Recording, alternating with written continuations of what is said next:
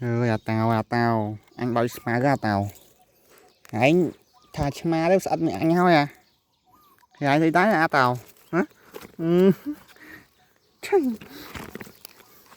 Anh bao má rồi về màu anh không cắt ta mà không eo nó tí à tao mờ mờ mờ chồng em cắt ta mà không ừ. Họ đây bị một quả đau gì thà đây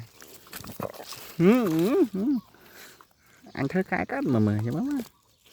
anh nè đập là anh thơ ca bảo sao ấy tranh còn mà theo sao mới anh đi mà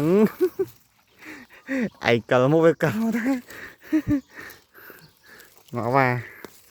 anh thơ ca coi thế bao về trắng á áo xanh trắng mốt